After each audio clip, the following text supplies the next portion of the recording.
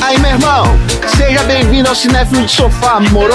Pega a sua pipoca de micro-ondas e vamos aí mais uma sessão aleatória, mané. Nesse podcast, a gente sorteia um filme, premia a categoria improvável de cinema, analisamos o tema do qual não temos nenhuma qualificação pra falar sobre, moro? Como, por exemplo, sei lá, uns tiros soltos por aí, criança fazendo balbúrdia pra tudo quanto é canto e galinha voando pra tudo quanto é canto. Eu gosto que esse malandro aí não sabe falar qualificação, mas sabe falar balbúrdia. Tu tá de caô, garoto? Eu sou Tozeira, e aí é o seguinte, Dudu. Fala, mano. Tu tem medo de tomar vacina? Porra, mano. Trouxa não toma vacina, trouxa. Trouxa da quebrada não toma vacina, caralho. Mano, André. Fala aí. Quem veio primeiro? O ovo ou a galinha? Não acredito, velho. Responde rápido aí, porra. O ovo vem primeiro. A galinha vem depois. É nóis. Marina, qual era o seu apelido de infância? Depende, pra quem? O mais idiota, o mais ridículo. Meu pai me chamava de chumbrega.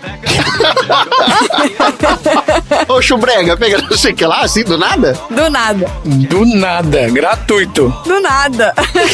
Gratuito, eu odiava. E ele agora deve estar morrendo de risco tá nesse episódio, porque acho que nem ele lembrava. Mas você vê como é que o trem marca. E depois mudou pra qual? Depois falou, Marina! Meu Deus. Que isso, gente? Que aí ficou adolescente, né? Tá bom. Tom, conta pra mim. Eu queria muito que essa pergunta caísse pra você. Tô aqui rezando pra minha pergunta cair pro Tom. Tá ótimo, maravilha. Se você quiser falar com Deus, pra que cidade que você vai? Pra Belém do Pará, é óbvio. Nossa senhora. Não, Tom. Que é a cidade onde nasceu Jesus. Não. Você tem que ir pra onde Deus está, pra onde as pessoas louvam Deus. Mas tudo bem, segue. Aparecida do Norte? O quê? Eu não entendi. Segue. Caraca, ninguém entendeu. Vocês vão entender. Pra falar sobre Aparecida do Norte. Eu achei que o Tom fosse falar São Tomé das Letras. Eu também achei. É, por isso que eu queria cair isso no Tom. Mas por que, cara? Não é lá que eles louvam o sol, o Deus Sol? A vibe do lugar. Ah, tá bom, entendi. Tragou minha piada, vai. Desculpe. Então é isso. Vamos pegar pipoca e... I do not understand you. Don't you come back. Oh, baby, please. Don't you come back no more.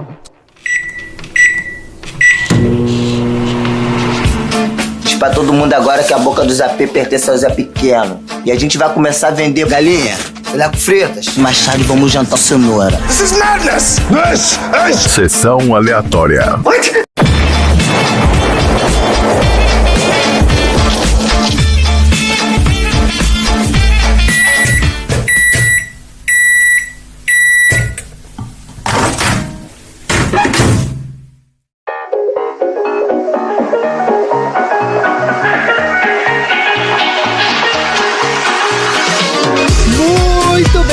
Começando mais um episódio do Sessão Aleatória, o podcast menos carioca da Baixa Podosfera. Depois dessa abertura do Tom, eu tive até que mudar aqui meu negócio. Pelo amor, o cara não sabe fazer o sotaque de carioca. Tinha que ter o Léo aqui hoje, pra assim, ficar minimamente... É mesmo? É. Hoje é na loucura. É mesmo. Tá me tirando, mano. Ah, não, isso é paulistano. Que mano, o cara não fala mano no Rio de Janeiro, não. É, a gente fala mano, todo mundo fala mano, né? Quebrada paulista, tá tudo errado. É, eu não sei falar gírias, não. Esse é o podcast preferido dos fotógrafos obcecados por perder a virgindade, que ganham notoriedade retratando o submundo do crime. Beijo, Peter Parker.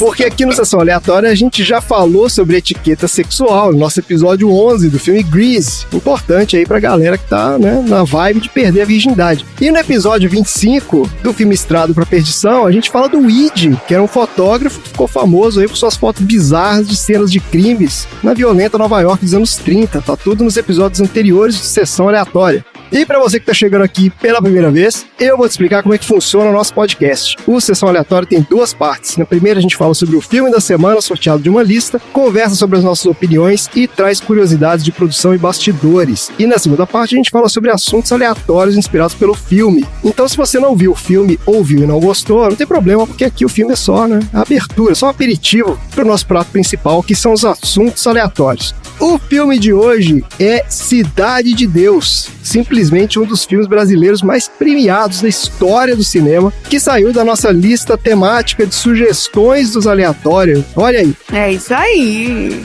Marina, conta aí pra gente, então, qual é o tema desse mês e quais foram os outros filmes que estavam na nossa listinha maravilhosa aí? Estando em setembro, o nosso tema veio do 7 de setembro, que foi Brasil. Ah, Então tinha lá um Brasil lindo. Brasil lindo que tá torcendo pra voltar, né? É, Naquela época tinha Brasil, antes do golpe, antes desse episódio ser publicado, e a gente que tá aqui fora do Brasil falando sobre... Olha lá, começou, pronto. Vem não, com essas profecias malucas.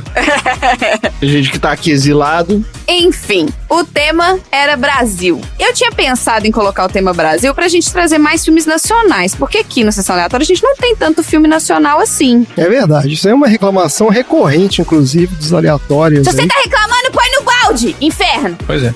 Anfan, eu queria dizer então que o filme, né, como o André já falou, é o filme Cidade de Deus, e foi só uma pessoa, não, mentira, foi duas, não, mentira, foi 3 pessoas que colocaram ela no balde. O mesmo filme? O mesmo filme, Cidade de Deus. É porque a foto era aquelas fotos sobrevoando Rio de Janeiro, sabe? Aí fudeu. Ah, não, claro. Primeira coisa que todo mundo lembra, né? Assim, tinha 3 pessoas que colocaram Cidade de Deus, mas 6 colocaram Rio. Rio. Aquele filme do papagaio. Ah, o desenho, Rio. Ainda bem que não saiu. Quase, hein? Quase que foi uma sessãozinha aleatóriazinha. É, chega de desenho, pelo amor de Deus, vamos dar um time nos desenhos. Ó, 1, 2, 3, 4, 5, 6, 7, não sei, 7. 7 pessoas colocaram Rio. E 2 pessoas colocaram 2012, só que 2012 já tivemos uma sessão aleatória 2012. Os caras botaram 2012. É, porque um dos cartazes do filme é o Cristo Redentor. É, um dos pôsteres. Né? Ah, é verdade, é o Cristo Redentor. A última coisa que eu ia pensar é assim, isso. Além do Rio, do Cidade de Deus e do 2012, os filmes que a gente não vai assistir hoje, quer dizer, que a gente não assistiu para gravar hoje, um deles foi O Alto da Compadecida. Ah, esse filme é muito legal. Muito bom. A gente também não assistiu Se Eu Fosse Você. O que é esse? Eu não sei, pai. É aquele da Glória Pires com o Tony Ramos, que troca de corpo. Ah, eu vi sim. Maravilhoso! É claro que o Tom gosta desse tipo de filme. Claro, né, Tom? A gente não assistiu Velozes e Furiosos Operação Rio. Esse aí a gente tinha que ter visto. Vai ser maravilhoso. Ah, tinha, com certeza. É esse que o vilão do filme fala espanhol, não fala português? Não duvido. Deve ser o Velozes e Furiosos 12, esse aí. Eu não sei qual é o número desse. Eu acho que é esse que o cara tem um sobrenome mega latino, tipo Salazares. Marco Antônio Salazares. Não é o filme de hoje, foco, gente. Assim como também não é o filme de hoje. Caramuru, a invenção do Brasil. Também não é Todo Gato Vira-Lata. Também não é Orfeu. E também não é o Pequeno Dicionário Amoroso. Esse eu não faço ideia de que filme que é. É nenhum desses que eu não vi. Ah, colocaram O Dia Depois de Amanhã aqui também. Já falamos desse. Não falamos, nós falamos do 2012, mas era pra ser O Dia Depois de Amanhã, entendeu? Porque confundiram com 2012. O cara quis colocar o 2012. Confundiram, alguém confundiu também. É isso que dá os caras fazendo 2 filmes iguais na mesma época, todo mundo confunde mesmo. E eu queria falar que quem botou O Dia Depois de Amanhã foi o Xi. Tá, vou dedurar aqui, ó. Foi o mesmo cara que botou Em Busca da Felicidade quando era pra ser A Procura da Felicidade. Trocando as bolas. Trocando as bolas. Tá ótimo. Olha aí que seleção maravilhosa de filmes que a gente não viu. Excelente. Mas o filme que a gente viu é bom também. E esse filme de hoje foi trazido pela nossa aleatória número 19, a Fabris. A Fabris colocou aqui no nosso baldinho Cidade de Deus. Além da Fabris, quem também colocou Cidade de Deus no nosso baldinho foi o nosso aleatório número 9, Randy Maldonado, nosso editor. Olha aí. Tito Beaton. E a outra pessoa que colocou Cidade de Deus foi o André. Gente, deixa eu contar pra vocês. Eu achei que ia flopar o baldinho dos aleatórios, entendeu? Então eu pedi pro André, pro Dudu e pro Tom preencherem o baldinho também, pra gente ter volume, entendeu? Ah, a gente fez também, né? Eu botei qual filme, então? Esse do Brasil. O Dudu colocou A Vida de Brian Ah, é por causa do... No Brasil? no Brasil. Por causa do Cristo. Caralho, vocês estão muito loucos, gente. É um maluco mesmo. É um maluco do cacete. Eu e o Tom colocamos Rio. Ai, caralho. E é isso. Beijo, Fabris. Muito obrigada. Beijo, Fábio. Obrigado. Valeu, Fábio. Excelente sugestão, tá aí então. Filmaços pra gente falar hoje. Vamos lá, vamos falar desse filme então. Ó. Cidade de Deus é um filme de 2002 dirigido pelo Fernando Meirelles e Kátia Lund, com roteiro do Braulio Mantovani, baseado no romance de mesmo nome do Paulo Lins. O filme estrela o Alexandre Rodrigues como Buscapé, Leandro Firmino como Zé Pequeno, Felipe Hagensen como Bené e Douglas Silva como Dadinho. E tem coadjuvantes de peso aqui também, ó. Tem o Matheus Nastergalli como Cenoura, Alice Braga como Angélica e o Seu Jorge como Mané Galinha. Ai, Cenoura, muito bom esse nome, Cenoura. Ó, o Fernando Meirelles é considerado um dos maiores diretores do cinema brasileiro, né? Esse cara começou a carreira nos anos 80 na TV. Entre os diversos trabalhos que ele fez, o que mais se destacou foi o Rá-Tim-Bum. Ele foi um dos criadores do programa, junto com o Marcelo Taz. Ah, é? Olha aí! É, da primeira versão aqui, ó, de 89 a 92. Excelente. E ele dirigiu todos os episódios aí do programa, até onde eu entendi aqui, ele foi o cabeça da história mesmo. Depois disso, ele passou um tempo trabalhando com publicidade, começou a carreira no cinema em 98, com o filme Menino Maluquinho 2. Você sabia que tinha um Menino Maluquinho 2? Não, Não, eu vi só um. Pois é, então. eu achei um mega chato e não... É fraco, né? É. Não, mas o 1 ele fez sucesso na época, não é à toa que os caras fizeram o 2, né? O live action do Menino Maluquinho era pesado de bom. Pesado de bom. É, então, pesado de bom. E a série é melhor ainda, Tem hein? série? Tem uma série do Menino Maluquinho. Menino Maluquinho não era com a Mônica do CQC? Tem mãe que eu esqueci, gente. A Mônica Iose. Não, a Mônica Iose faz a mãe da Mônica no filme da Turma da Mônica. Ah, então tá. Tá ótimo. Ó, depois ele dirigiu um filme chamado Domésticas em 2001 e em 2002 o Cidade de Deus, que foi o maior sucesso da carreira dele, né? Foi indicado a Oscar e tudo mais. Daí ele foi pra Hollywood e dirigiu O Jardineiro Fiel em 2005, Ensaio sobre a Cegueira 2008, nessa adaptação do romance do Saramago. Muito bom. É com o Hulk, inclusive, né? O Mark Ruffalo, que faz o cara lá, né? Exato. E 360 em 2011. O filme mais recente dele foi Dois Papas em 2019. É bom também. Olha aí, é o filme que o Papa Francisco participa. É, ué. É, ele participa do filme, o Papa Francisco? Ele faz uma ponta no filme, não faz, não? Não, o filme fala dele, né? Não foi esse filme que você falou, André, que o Papa era acreditado? Ah, não sei, não acompanho a carreira cinematográfica do Papa, não. Mas você falou que o Papa tava no MDB.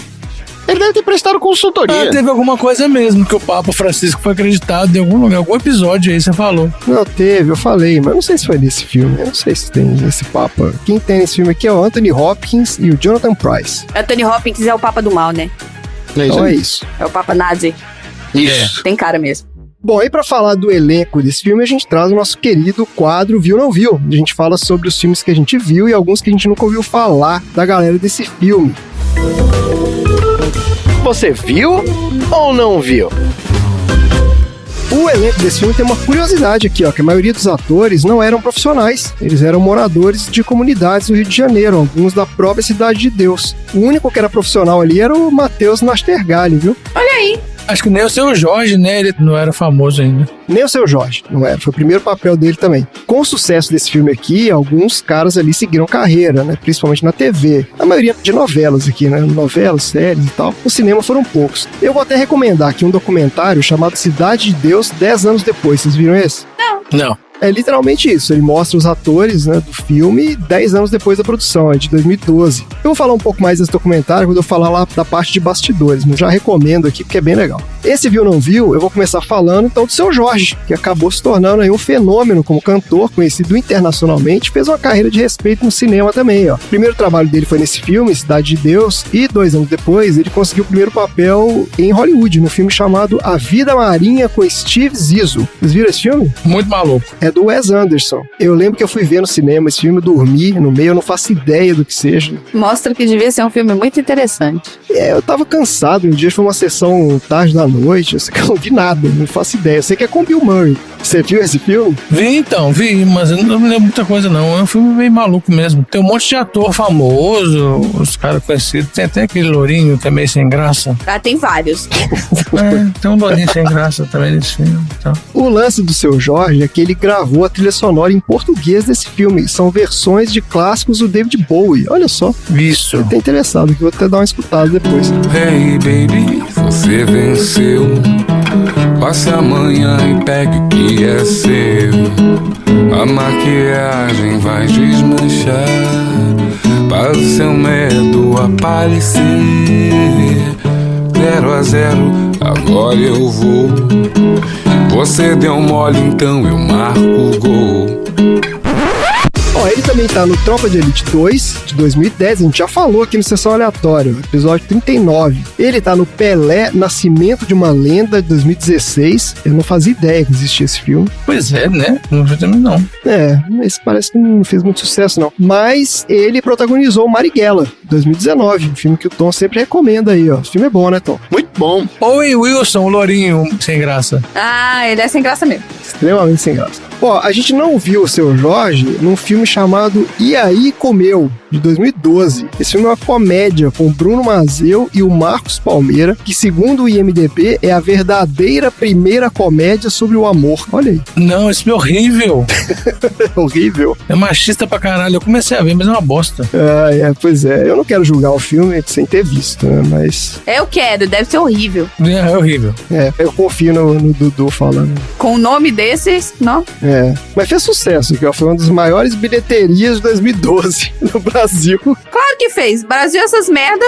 Então eu falei que ninguém viu, mas é bem capaz do pessoal ter visto aí. Eu que não vi mesmo. Ó, eu vou falar também da que é certamente uma das atrizes brasileiras com maior projeção internacional da história, que é a Alice Braga. Pra quem não sabe, ela é sobrinha da Sônia Braga. Também fez uma carreira internacional de respeito aí, ó. Mas ela mereceu. Não, mereceu. Eu acho até que a Alice Braga teve mais projeção do que a Sônia Braga, viu? Não, a Sônia Braga teve muita projeção na época dela, é diferente. Acho que é uma época diferente, são filmes diferentes.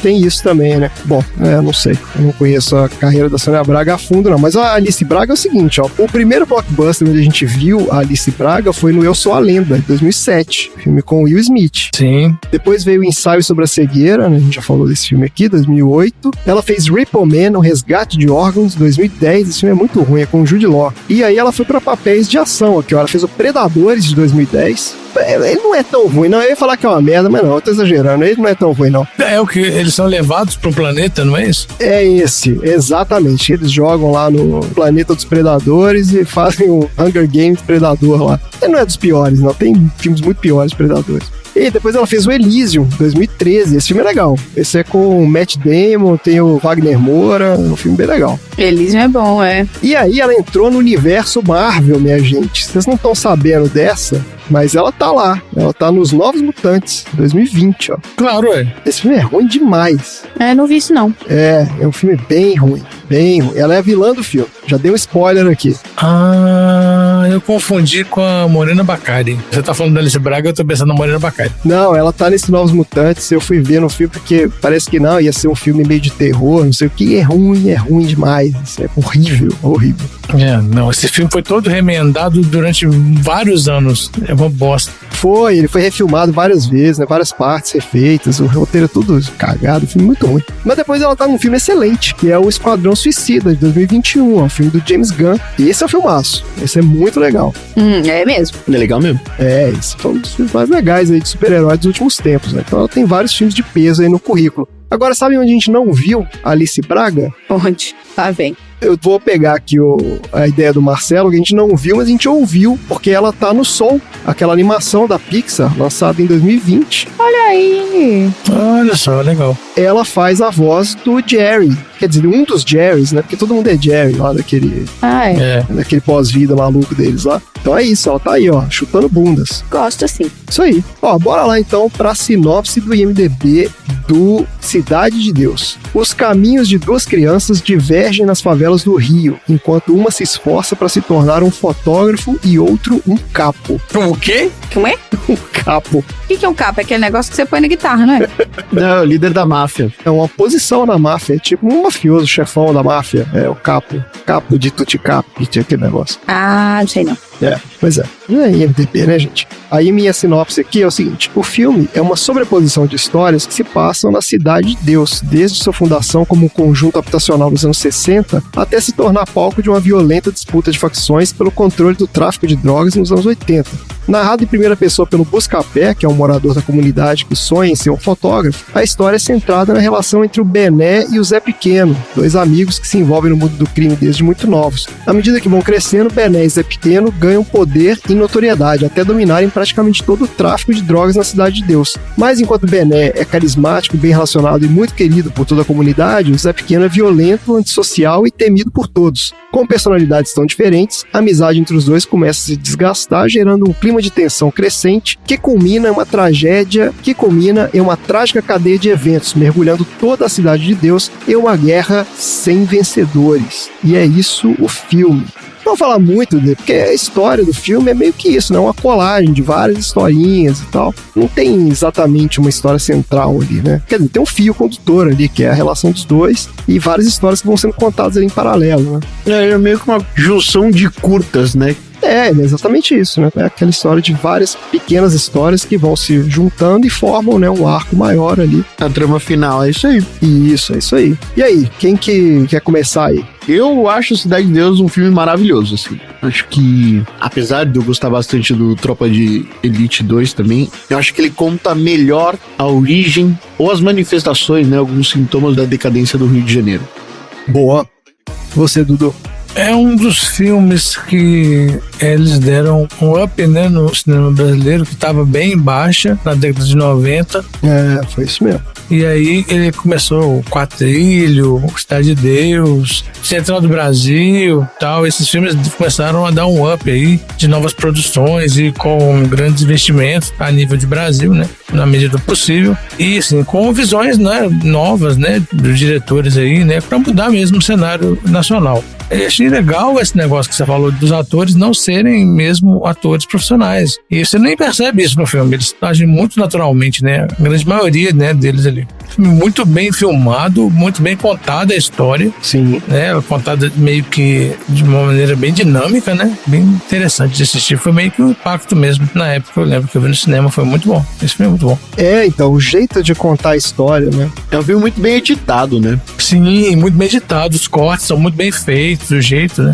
Isso, ele é bem moderno, assim, na forma de narrar a história e tudo mais. Bem inovador mesmo, bem legal. E você, Marina? Esse filme é um clássico brasileiro, né? É difícil você achar alguém que tenha, vamos falar, mais de 25 anos que não tenha assistido esse filme. É muito raro. Minha mãe. Sua mãe nunca assistiu? Não, porque ela dava aula na escola municipal e falava que eram os mesmos meninos que estavam na aula, era o pessoal do filme. Tava um gatilho, né? Dá uma gatilha. Então assim, e é um filme muito real, né? Isso assusta as pessoas. Eu falo que, pra quem não conhece o Rio de Janeiro, acaba que é ruim que você fica com aquela visão do Rio de Janeiro, né? Tropa de Elite e Cidade de Deus. Você fala, não quero ir pro Rio. Eu vou fazer o quê no Rio se o Rio é assim, entendeu? É ao mesmo tempo que projetou o cinema brasileiro. Vocês não acham que criou uma barreira com relação ao Rio de Janeiro, no sentido de, pra quem não conhece, as pessoas já julgarem baseado no filme? Isso é uma crítica que se faz a esse filme, que várias pessoas falam mesmo, de que ele meio que passa uma visão muito negativa e muito pessimista do Rio de Janeiro. Agora é uma questão de ponto de vista, né? Porque pra quem tá lá dentro, é isso mesmo, a vida é essa. Eu acho que pra muita gente da classe média, né, classe alta, esse filme foi a primeira vez que as pessoas viram o dia a dia de uma comunidade, né, de uma favela, sendo contado do ponto de vista do cara que vive lá. Isso é que é a grande inovação desse filme. Porque até então, para a maioria das pessoas, o contato com a favela é o núcleo pobre da novela das 8, lá, novela das 9. Né? Que é uma fantasia, que não é aquilo. Que é o povo branco morando num apartamento de um quarto. Apartamentinho, né? Aí vem o vizinho, tem aqueles caras meio caricatos, aí tem o vizinho engraçado, tem a vizinha prostituta, não sei o quê. É o sai de baixo, é aquela galera que perdeu tudo, mas ainda tá no apartamento gigante no centro, entendeu? Eles até põem na favela e tal, mas assim, é aquela favela muito idealizada. E nesse filme aqui, o cara foi num esquema do tipo, não, vamos mostrar aqui um negócio bem autêntico. Aí pegou os meninos que moram foram lá pra fazer, as falas então são muito autênticas e tudo mais, e isso realmente assusta muitas pessoas, né? Pra muita gente foi o primeiro contato mesmo. Pois é. Pô, cara, mas sei lá, eu não fico muito desiludido vendo Cidade de Deus, não. Eu poderia ficar desiludido com o Rio de Janeiro, eu que nunca fui no Rio de Janeiro. Muito mais com Tropa de Elite, por exemplo. Tanto um quanto dois, assim. Eu acho que é uma mistura dos dois. É, porque ele tem uma visão muito mais sistêmica da coisa, né? É, eu acho que esse é o legal do Cidade de Deus, porque eles mostram personagens bem amplos, assim, e bem mais complexos do que normalmente tem alguns outros filmes de crime, de vilania. O Zé Pequeno não era necessariamente um cara vilão. Não, o Zé Pequeno era um psicopata. É um psicopata, mas conta a história dele, das razões da psicopatia, né? De toda a falta de estrutura, de toda a falta de assistência, nananana, que leva a isso. Não um cara que, por uma falha de produção hormonal, acabou se tornando um psicopata, sabe? É, lembra que eu falei no episódio passado aí, eu falei da psicopatia, que a pessoa tem a tendência, mas ela é estimulada pelo meio mesmo. Exato. É, eu acho que você pode falar isso dos outros caras ali. Tem vários ali que estavam envolvidos no crime e eles eram parte das facções lá, mas que eles vinham, né, de uma realidade muito escrota. O Zé Pequeno, acho que eles no filme mostram que desde pequeno o moleque era, sangue ruim mesmo. Ele é um moleque que vai no hotel lá e mata todo mundo, entendeu? Mas ele vivia com os irmãos, o irmão dele era criminoso já, tal, ele já convivia com isso. Sim, ele convivia com isso, mas eles traçam uma diferença ali. Tem uma linha que traça uma diferença, entendeu? Ele era o cara que queria matar todo mundo, entendeu? Os outros caras não. Então, só que esse é o bom, assim, os dois amigos, eles estavam expostos nessa mesma situação, um sim e o outro não. Não era, tipo, tratar todos os criminosos, traficantes, não sei o que, como todos igualmente psicopatas. Não, concordo com você, eu só acho que você pegou um mau exemplo, porque o Zé Pequeno, ele era o psicopata maluco ali. 3% dos homens são psicopatas, então um ia sair psicopata naquele meio. Isso, eu sei, é isso que eu tô falando, pô. É isso mesmo, mas os outros caras ali não, então você pode ter essa leitura de que se todo mundo ali era criminoso, entre aspas, né, porque a gente tá falando, né, da lei, né, mas ali na realidade deles, eles estão sobrevivendo ali, né, era o que eles tinham pra fazer, pô. É, os outros têm consciência, têm empatia, tem um monte de coisa ali, sentimentos que o Zé Pequeno não tem. É isso aí, realmente é isso, ele não retrata, não é todo mundo bandido, é aquela visão, né, que muita gente tem de que o cara mora na favela, o cara é bandido, pô, aí não é assim. Claro, lógico, né, essa visão deturpada, né. E mesmo os caras que eram de fato bandidos, e tem esse lance aí, de que você vê que, pô, a trajetória que o cara teve que fazer pra chegar, né, na situação que ele chegou lá e tal. Ó, é o seguinte, é um filme impactante demais. Eu acho que é um dos filmes mais impactantes de todos os tempos. Acho que ninguém que viu passou batido. A pessoa pode até não gostar do filme. Não gostei, achei violento, ou não quero ver esse tipo de coisa. Tudo bem, mas assim, o impacto cultural desse filme é inegável. Isso aí não tem como. Uhum. Deixa eu só voltar nesse lance aí do Zé Pequeno e tal, de tratar a psicopatia dele com uma falta de assistência pelo seguinte. Qual é o lance do Zé Pequeno? Ele passa por um evento traumático que é a execução de outras duas crianças, né? Porque isso é um evento traumático pra ele também. Mas isso só acontece porque, na verdade, ele é uma criança que tem acesso a armas automáticas e, além de tudo, ele tem outros traficantes, ou seja, um ciclo da miséria que suporta e que dá respaldo pra que ele faça essa execução das outras duas crianças. Então, uma violência que se perpetua e que joga ele também nesse caldo aí de agressor. Não é um cara que, do nada, encontrou um garfo e saiu executando crianças por aí, sabe? De certa forma, ele foi alguém que foi autorizado a sair executando por aí por uma série de ciclos de miséria, por acesso a armas, nananana, que são fragilidades muito mais políticas e econômicas do que necessariamente psicológicas. E é isso o filme. Tá bom, fica a sua leitura aí. Eu discordo, mas até aí tudo bem também. Cada um com a sua. Ó, o negócio é o seguinte. Esse filme é também um marco na técnica cinematográfica, viu? A parte técnica dele é incrível. É um filme muito bem filmado. A sequência da galinha é incrível. É foda pra caralho. É muito bom, muito legal. Não, maravilhosa. A sequência da galinha é uma das coisas mais fantásticas que foram feitas no cinema, na história do universo. É maravilhoso. Aquilo é lindo demais. O cara bota uma galinha em primeira pessoa, correndo. Sim. É impactante logo no começo do filme, né, cara? Você fica ali perdido, o que tá acontecendo, né? Muito legal. A primeira cena do filme, incrível. É incrível. Mas é isso, minha gente. Mais algum comentário aí? Mais alguma consideração sobre o filme? Acho que não. Valeu, né? É um filme que é bom você rever de tempos em tempos, porque já fazia muito tempo que eu não via e foi legal, gostei de rever. É um filmaço mesmo. Bora lá falar um pouco, então, de histórias da produção e bastidores do filme. Pô, cara, para de fumar maconha, cara. Pô, cheira a pouco tu vai ver qual é a onda. Ué, Thiago, vai ficar nessa de cheirar? Sou muito mais mal baseado. É? Pô, se você quiser eu posso buscar um pra você. Pô, tu vai mesmo, biscata? Vai lá, cara. Vai lá correndo, vai logo, mano. Só não fica aqui. Já falei que o negócio é cocaína. Isso que é tóxico de verdade. É tóxico!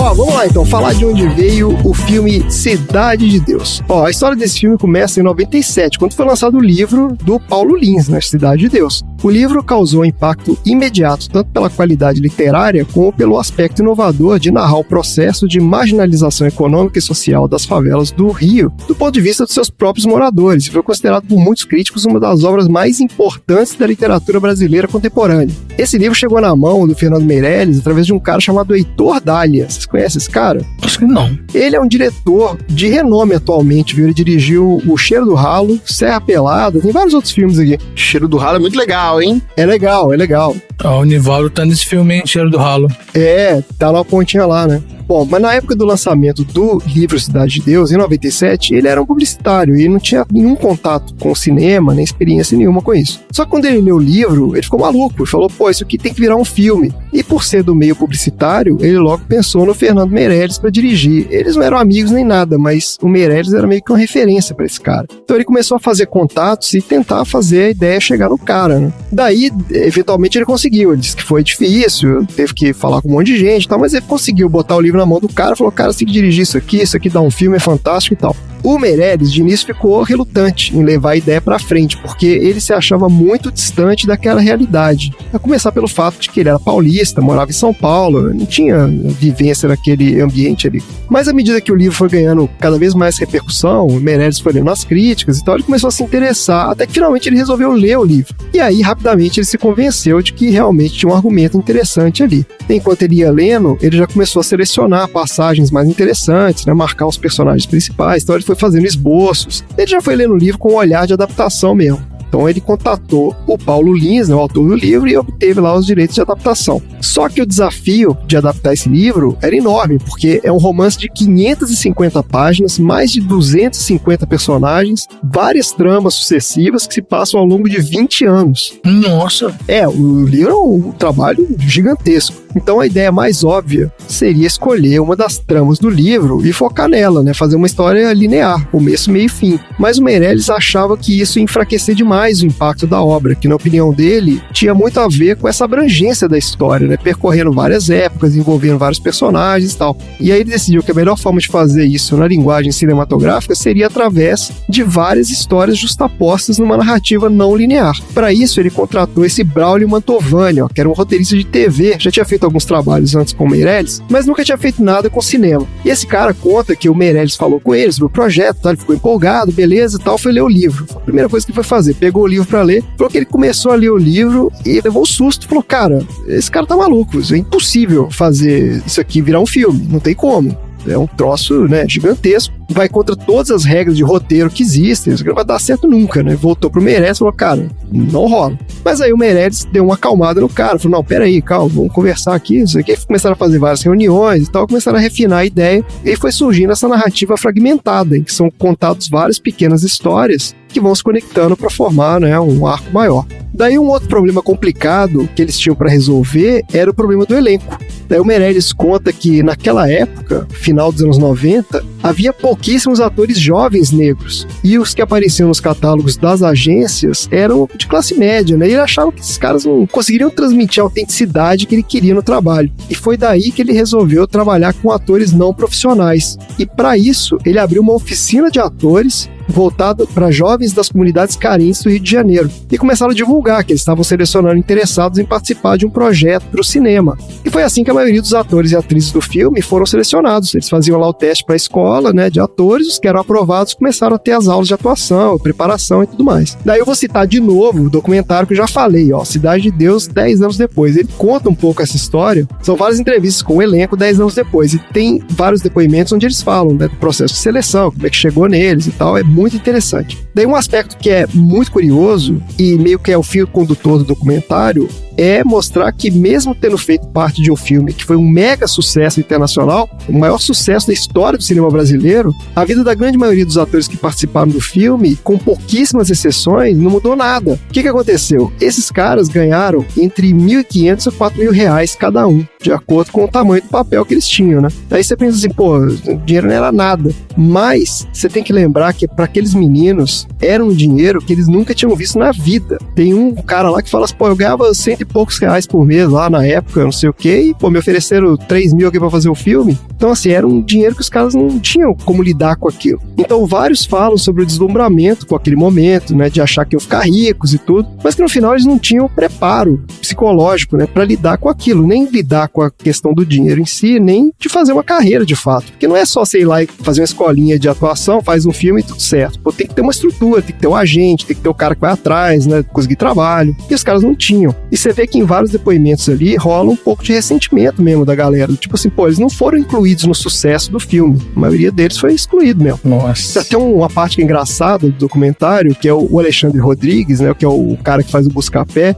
Ele conta que os caras ofereceram pra ele, a gente falou, ó, você quer R$10.000 na mão ou você quer um percentual da bilheteria do filme? E ele falou que não teve a menor dúvida. Ele falou, cara, 10 mil na mão agora, me dá aqui. Nossa, gente. E ele dá risada, ele fala, cara, se eu tivesse escolhido, né, a percentual do filme, estaria milionário, porque esse filme, né, fez muito dinheiro. Mas os caras não tinham noção nenhuma. E o documentário toca também numa questão muito importante, que muita gente não leva em conta, que é a questão do racismo também. Sim. Né? Mesmo os caras que conseguiram seguir carreira, alguns foram pra TV, teve gente lá que fez novela da Globo e tal, mas eles comentam que foi muito difícil, porque ainda existe aquela mentalidade de papéis pra negros. Tem uma atriz lá que fala assim, pô, ninguém me chama pra fazer papel de advogada, eles me chamam pra fazer papel de advogada negra. Uhum. Então é interessante essa nuance, e mostra que a gente tá muito longe de superar essa questão, né? Tem uma hora que o cara pergunta pro seu Jorge lá, falou, pô, o que melhorou em relação ao negro, né, nesses últimos 10 anos, a relação do negro na sociedade, então ele fala, nada, não melhorou nada, é a mesma coisa, né? Então é isso, fica a recomendação desse documentário aí, é muito legal, vale muito a pena, e curioso, os caras podiam fazer o do 20 anos agora, né, porque esse filme fez 20 anos agora. Olha aí. Bom, mas então vamos falar de como é que foi a recepção do filme, ó. Cidade de Deus foi um sucesso estrondoso. A gente não tem custo de produção, mas ele rendeu mais de 30 milhões de dólares em bilheteria no mundo, sendo considerado um enorme sucesso comercial. Além disso, ele foi aclamado pela crítica desde a sua estreia no Festival de Cannes em 2002. Ele entrou em inúmeras listas de melhores filmes daquele ano e até hoje, 20 anos depois, é o filme brasileiro com o maior número de indicações ao Oscar. Ele teve 4 indicações, ó. Melhor roteiro adaptado, melhor cinematografia, melhor montagem e melhor diretor, Fernando Meirelles. Ele não ganhou nenhum, mas ele ganhou um monte de prêmios em outros festivais aí mundo afora. Aí, uma curiosidade que eu vi aqui também, ó, no início desse ano, agora 2022, o filme voltou a ser notícia por causa do nosso querido IMDb, olha aí. E aí? Uai. Um portal de ensino de idiomas fez um levantamento dos filmes não falados em inglês mais populares do mundo. É, jogadinha de marketing, né, gente? Óbvio, né? Pra chamar atenção pro site deles. Uhum. Mas olha que interessante, eles usaram dados do IMDb e montaram um ranking dos filmes mais populares do mundo. Cidade de Deus ficou em segundo lugar. Ele perdeu só para um filme francês, que é aquele Os Intocáveis, lembra desse? Não. Filmaço. É um filmaço. É um senhor paraplégico que um rapaz negro vai cuidar dele. Sim, sim. É um filme francês. Esse é francês, esse filme? Sim. É. Sério? Ah, não. É porque depois teve uma refilmagem. Ele tem uma versão americana também. Ele tem uma versão em inglês. Ah, foi a que eu vi então. Voltou aí, os caras fizeram um sensacionalismo danado. Saiu pra todo lado, assim, na internet. Cidade de Deus é o segundo filme mais visto da história, não sei o quê. É óbvio que é um exagero, né? Não é isso. Mas mostra a questão do impacto cultural que o filme teve. De fato, teve. E até hoje tá aí, né? Sendo falado, volta e meia, aparece aí o Cidade de Deus. Olha aqui a lista dos filmes dos caras. Ó. Os Intocáveis foi o primeiro, esse francês. Cidade de Deus, depois em segundo. Depois em terceiro veio o Fabuloso Destino de Amélie Poulain, que é francês também. Depois tem a Viagem de Chihiro. O Parasita é o quinto, aqui. Ó. Daí depois vem o A Vida é Bela. La Vie est Belle. O Labirinto do Fauno, em 7º. Depois tem o Old Boy aqui em 8º. Esse é um filmaço também. Old Boy, muito bom. Tem um que chama A Vida dos Outros, eu não sei que filme é esse. Argentino. É um filme bom também. Muito legal. E em 10º lugar, A Princesa Mononoke. Aí tem aqui Sete Samurais, tem o Totoro, tem vários filmes legais. Aqui você vê, Cidade de Deus, pô, tá aí, né? Entre os filmes, né, representando aí um dos filmes não falados em inglês mais vistos da história do universo. E é claro que, né, ele vai continuar agora a sua trajetória vencedora com a entrega do nosso troféu aleatório. Bora pro troféu? Bora pro troféu. Bora. Bora!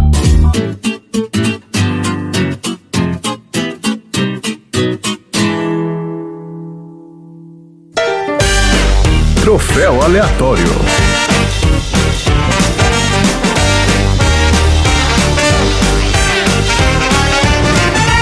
Vamos lá então, minha gente. Agora é a hora de premiar, né, encher de louros, mais um dos filmes maravilhosos aqui do nosso Sessão Aleatória. Os filmes brasileiros mais premiados de todos os tempos será agraciado agora com troféus aleatórios. Ô, Dudu, lembra aí pro nosso ouvinte o que é ganhar um troféu aleatório. Cara, o troféu aleatório é você nascer numa comunidade extremamente violenta e não partir pro crime organizado.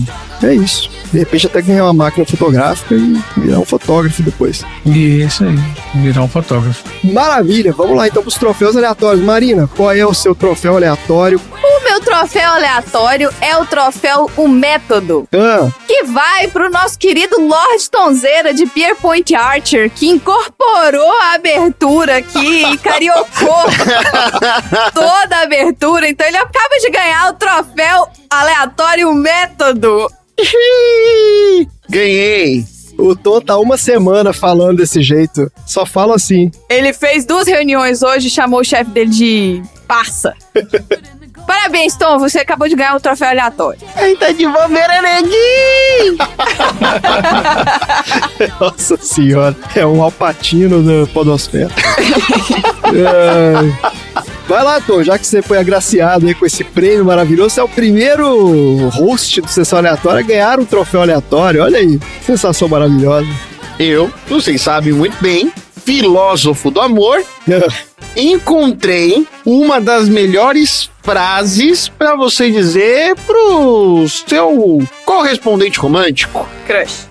Então, se você quiser mandar pro seu garoto, pra sua garota ou pra alguém que não se identifica com nenhum gênero ou com os dois, você pode dizer o seguinte: aí é que meu coração te escolheu, moro?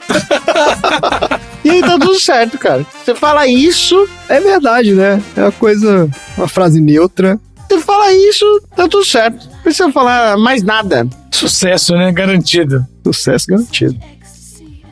Tá bom, ó. Eu vou dar aqui o meu troféu aleatório, que é o troféu Fuga das Galinhas, de melhor cena de perseguição de galináceo da história do cinema. História do cinema. É, que é essa primeira cena do filme. A gente já falou dela, mas é isso aí, ó. É a molecada correndo atrás da galinha. É uma das cenas mais incríveis que eu já vi, de verdade. Eu lembro que eu fiquei maluco quando eu vi essa cena no cinema. É, pois é. E agora, revendo o filme também, eu não lembrava de ter essa cena tão impactante no início. E ela é incrível. O cara faz uma câmera subjetiva na galinha. Troço maravilhoso. E não existia drone. Não tinha drone. Não sei como é que o cara filmou aquilo. É um troço inacreditável. Será que ele botou uma GoPro na cabeça da galinha? Eu não sei se tinha. Acho que o GoPro já tinha mesmo. GoPro tinha. É 2002, já tinha GoPro. Ah, mas não tinha GoPro boa igual a GoPro de hoje, que conseguia fazer... Ah, não. Porque é muito estável também, a câmera fica estável, ela não fica balançando. Porque a galinha correndo deve ser uma balançação de cabeça pra todo lado. A gente tem que convidar o Meirelles aqui pra poder falar. Mas é uma cena maravilhosa mesmo, sensacional. E esse filme merece esse hype que teve em torno desse aspecto da narrativa cinematográfica dele. É um troço inacreditável mesmo. Vamos lá então, quem é que vai entregar então esses troféus aleatórios hoje? Galinhas correndo. Galinhas. Galinhas corredoras, é. Isso, com GoPro na cabeça. É, com o troféu pendurado no pescoço, sabe? Tá ótimo. Tá ótimo, gente. Marina, você tem algum recado aí hoje? Não tenho nenhum recado, pode seguir. Bora então para os assuntos aleatórios da semana.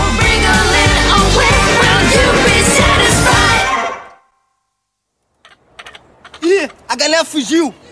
Ô, rapaz, você aí, meu irmão! Pega a galinha, segura a galinha aí, rapaz! Vambora, porra!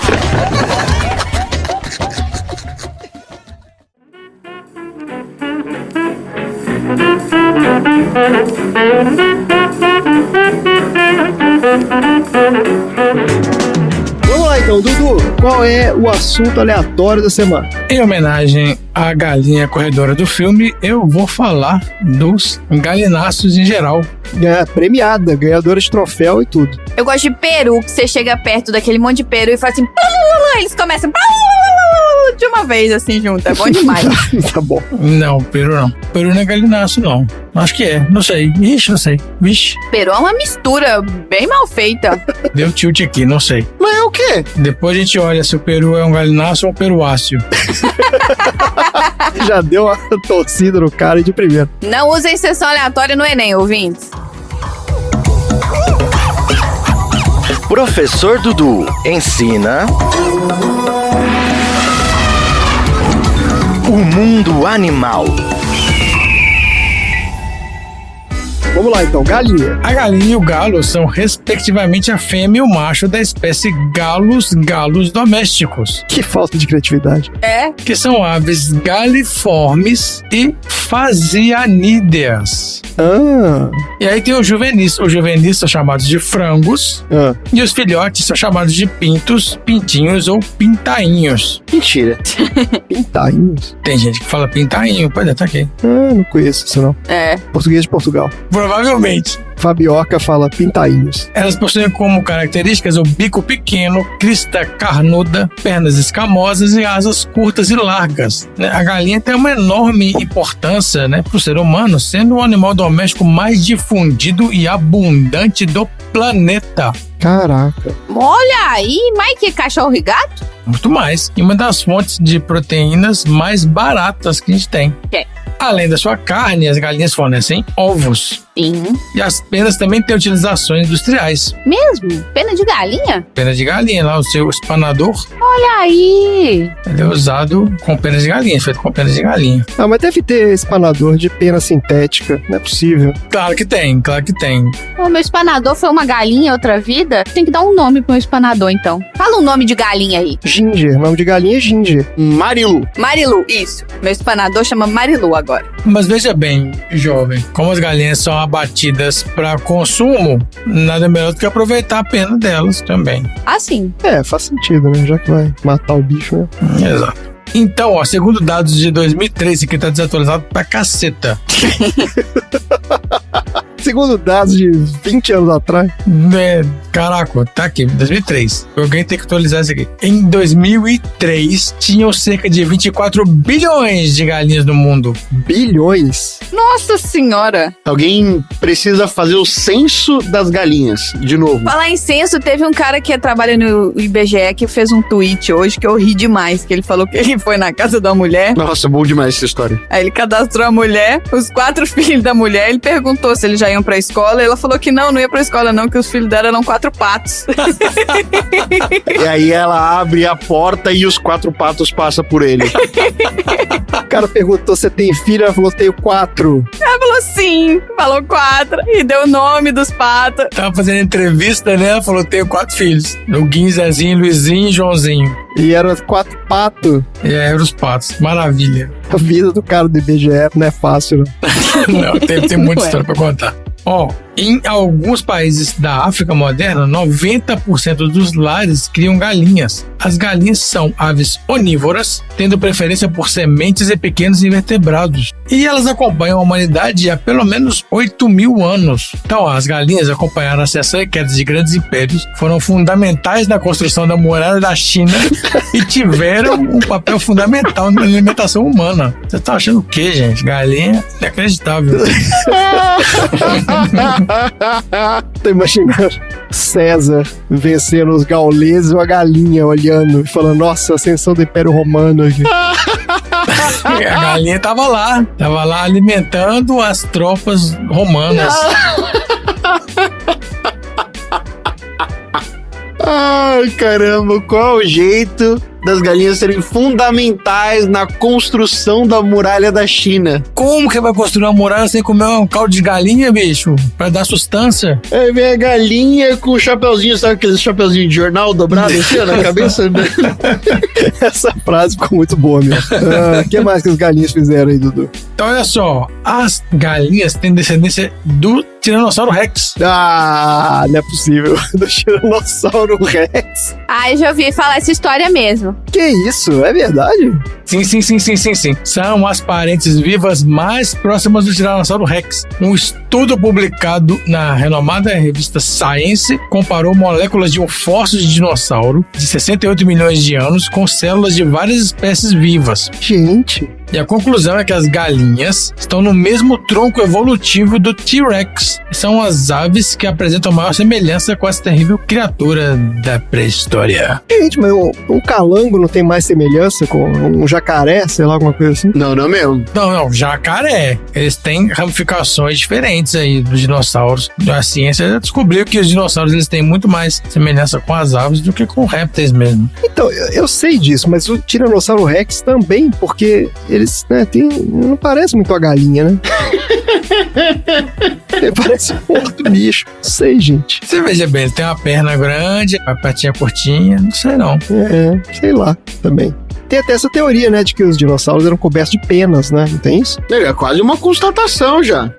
Tem exatamente isso. Estão redesenhando todos os dinossauros e agora os dinossauros novos são muito menos atrativos do que os da nossa época. Eu quero ver esse Jurassic Park novo aí com esses Tiranossauro Rex em forma de galinha gigante. Vai ser ótimo. Começa uma briga de dinossauro e vai a pena pra todo lado. Jamais vão fazer isso. Isso. Exatamente. Aqui, ó, de acordo com estudos arqueológicos, então a domesticação das galinhas começou há cerca de 8 mil anos. Então elas estavam presentes nos grandes impérios da antiguidade, como a Suméria e o Egito. Um fato curioso é que um dos vetores de difusão das aves pelo mundo eram as brigas de galo, que são proibidas, obviamente, mas despertavam um grande interesse de povos antigos, especialmente na China e na Índia. E as brigas de galo são conhecidas como o esporte mais antigo da humanidade. Olha aí, é aquele que você sobe no ombro do outro e fica na piscina? Quem dera se fosse esse, né? Eu conheço esse como briga de galo. É assim, você sobe no ombro do outro na piscina e tenta derrubar o coleguinha. Mas não.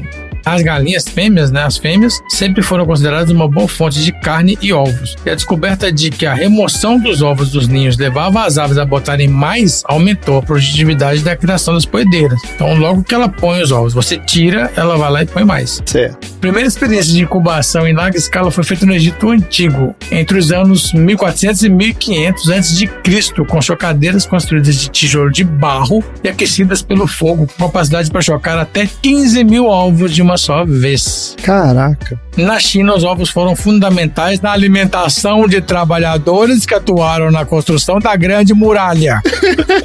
E eram tão importantes como alimento que as galinhas só eram abatidas para consumo quando encerravam o seu ciclo de postura. Só comiam galinha velha.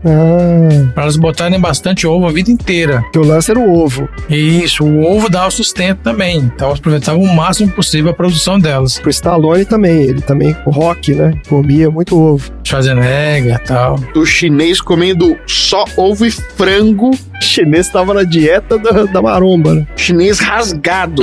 Batata doce e frango e ovo. O shape do chinês. Isso aí. Os contatos comerciais e militares pelo mundo também propagaram a espécie, que se espalhou pela Ásia e Europa. Na Roma antiga, as galinhas foram domesticadas e multiplicadas em maior escala que em qualquer outro lugar. E lá se começou um manejo que, de uma certa forma, antecipa o nosso processo industrial. Ali já havia diferenciação de linhagens para corte e postura. E também começou a criação de galos capões em regimes de gaiola para estimular a engorda. No Novo Mundo, tem uma tese difundida sobre a existência de galinhas nativas da América do Sul manejadas pelos índios. Olha. São as galinhas da espécie Galina mapuche, encontradas no Chile, conhecidas pelos ovos azuis. Ovos azuis? Isso, os ovos delas são azuis. Mas é só a casca ou é por dentro também azul? Não, só a casca que é azul. Tipo aquele que vende no bar? No bar? Tem isso? Não. Ovo azul?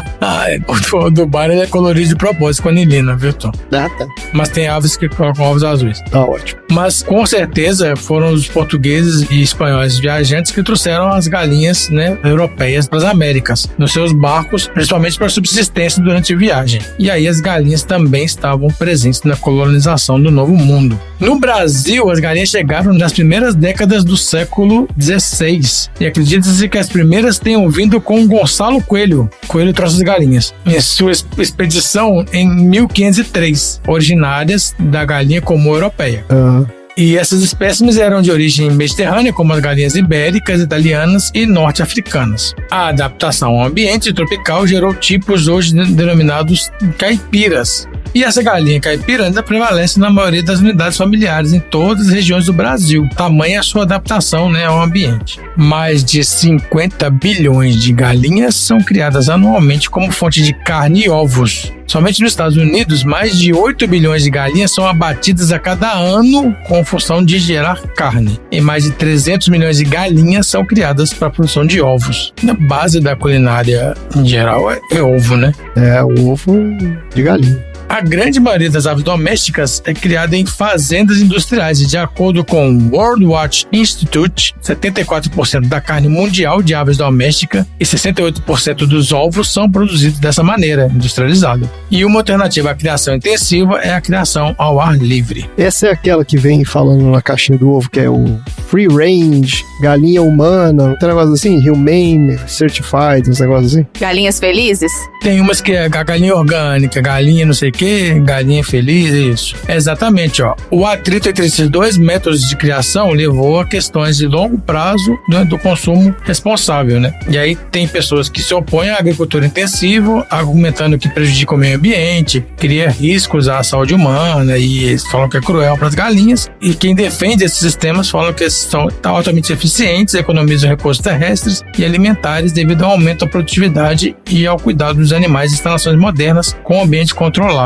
E as galinhas como animais de estimação? As galinhas são aves sociais, inquisitivas e inteligentes. E muita gente acha que o comportamento delas é divertido, né? Uma galinha correndo, uma galinha vestida de um vestido engraçado. O pessoal acha divertido a galinha. Então, ó, tem a raça sedosa. A raça da galinha sedosa e muitas variedades da galinha garnizé geralmente são dóceis e recomendados como bons animais de estimação, principalmente também para acompanhar crianças com deficiência. Olha, essa galinha sedosa, ela parece meio que é um bicho muito esquisito, né? Parece uma... E ela parece que tem um pelo, né? É, parece ter um pelo, né? Parece uma lhamazinha, um bico saindo no meio, esquisito. Isso. Elas são aves gregárias, né? Vivem juntas em bandos, têm uma abordagem comunal para incubação de ovos e criação de filhotes. As galinhas individuais em um bando irão dominar outras, estabelecendo uma hierarquia, e aí com indivíduos dominantes tendo prioridades para locais de acesso à comida e nidificação. Nidificação é fazer os ninhos, né? Então as dominantes têm os melhores lugares para fazer os ninhos. A remoção de galinhas ou galos de um bando causa uma interrupção temporária na ordem social do bando, até que uma outra nova hierarquia seja estabelecida. E adicionar galinhas, especialmente mais jovens, a um bando existente pode levar a brigas e ferimentos.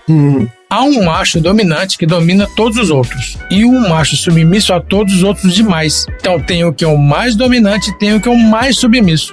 E as galinhas têm uma ordem também independente que elas não entram no domínio dos machos. Quando um galo encontra comida, ele pode chamar outras galinhas para comer primeiro. E ele faz isso cacarejando em um tom alto, bem como pegando e soltando a comida também. Ele pode pegar e soltar a comida mostrando que tem comida disponível ali para as galinhas. E esse comportamento também pode ser observado para galinhas mães para chamar seus filhotes e incentivá-los a comer. O canto de um galo é uma chamada alta e às vezes estridente que envia um sinal territorial para outros galos. Procura aí uns galos cantores. Tem uns galos que eles cantam até desmaiar mesmo, de tanto cantar. Caraca, até desmaiar? Tem. Se você procurar aí galo cantor, tem uns que até caem de tanto que eles sustentam o canto deles. No entanto, também eles podem cantar em resposta a distúrbios repentinos em seus arredores, então como um sinal de alerta. Falando do voo, As galinhas domésticas não costumam voar, enquanto as selvagens podem voar em curtas distâncias. Essa a gente chama de animais saltitadores. Elas dão pequenos saltos, né, planando ali, batendo as asinhas. Em alguns casos, as galinhas ainda têm suas asas cortadas para evitar fugas. Como curiosidade, em 2014, uma galinha voou por 13 segundos e percorreu uma distância de 91,897 metros, batendo um recorde de duração de voo de galinhas. Caramba, olha aí, tem um concurso de duração de voo de galinha? Ah, claro que tem, sempre tem, lógico que tem. Claro que tem, né? Óbvio que tem. Quando uma galinha nasce, todos os óvulos que serão gerados ao longo da sua vida já estão armazenados no seu ovário, só que num tamanho microscópico. Porém, é apenas na idade adulta que eles ficam prontos para ovulação. A galinha já nasce pronta ali com todos os ovos dela e eles estão microscópicos e vão se desenvolvendo. Elas se reproduzem geralmente durante a primavera e início do verão. E ela não depende do galo para produzir os ovos, né? Porém, a participação do galo é imprescindível para que ocorra a fertilização deles. O macho fornece os espermatozoides e precisam se fundir com os óvulos para haver a fecundação. O ritual de acasalamento mais comum é quando o galo realiza uma espécie de dança em torno da galinha, arrastando suas asas enquanto caminha em círculo ao redor da fêmea. Aí geralmente a galinha se afasta e então o galo persegue ela e monta nela para iniciar o processo de inseminação. Um outro ritual envolve a inteligência do galo. Então ele atrai as galinhas para onde haja comida, cacarejando no tom alto, e então deixa elas se alimentarem primeiro. Enquanto elas estão ocupadas, ele fica sobre as fêmeas que quer acasalar. O galo não tem um órgão reprodutor, né, semelhante ao pênis. Em vez disso, ele tem uma abertura chamada cloaca, e ele posiciona a cloaca dele próximo à cloaca da galinha, depositando o esperma no interior. Mas olha só o que eu achei aqui, ó. Tem uma autora chamada Márcia Neves Gelber, que escreveu no livro Criação de Galinhas e Sistemas Agroecológicos, que no século XIX o galo e a galinha eram considerados um casal modelo nos tempos vitorianos. Faz parte da ética protestante aí do século XIX. Eram considerados um casal perfeito. E tem uma citação que ela coloca no livro aqui, a citação da época. O galo e a galinha eram dotados de todas as virtudes e os atributos desejáveis nos maridos e nas esposas da era vitoriana. O galo, o árbitro do terreiro, mantenedor da ordem, defensor das fêmeas. A galinha, cumpridora dos seus deveres de esposa e de mãe atenta aos filhos. Ambos constituíam símbolos da felicidade doméstica na sociedade humana. O galo simbolizava a coragem masculina e suas façanhas sexuais e lutava até a morte, ainda que cegado ou gravemente ferido. Era louvado por sua coragem invencível e sua resolução. E esse é o meu assunto aleatório. Meu Deus do céu. Aí, os caras que fundaram o Atlético Mineiro viram isso e falaram: é galo, só pode ser. Esse bicho perfeito, maravilhoso. Nossa senhora. Olha aqui, ó, eu vou deixar aqui uma recomendação, então, de um filme que explora muito bem, né, toda essa questão aí da sociedade, né, das galinhas, a questão do voo, né, do galo e tal, que é o Fuga das Galinhas, filme maravilhoso aí, ó, um documentário sobre, sobre galinhas, filmaço. Alguém podia botar no nosso baldinho aí, né? E vou esclarecer aqui, ó, fazer um micro assunto aleatório só para falar que peru é, sim, um galináceo. Ele aqui é uma ave galiforme. Galiforme, é isso mesmo. Do gênero Maleagris, sei lá. Maleagris. É isso, né? E pra encerrar esse assunto, eu queria que você colocasse o áudio do vídeo das pessoas conversando com um monte de perus. Que as pessoas gritam e os perus respondem. Que isso? É um dos melhores vídeos do YouTube. Eu tô te mandando aí, eu quero que você coloque ele no encerramento. Não. Tá lá?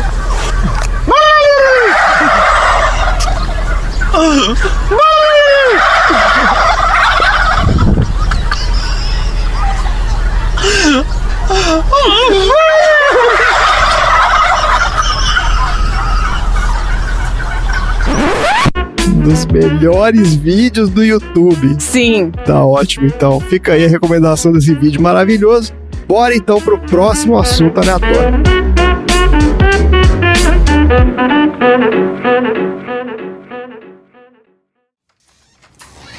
Então, neguinho. Porra, Dadinho. Chega assim na minha boca, meu amigo. Quem falou que a boca é tua, rapaz? É, quem falou que a boca é tua, cara? Qual é, Dadinho? Dadinho é o caralho, meu nome agora é Zé Pequeno, porra.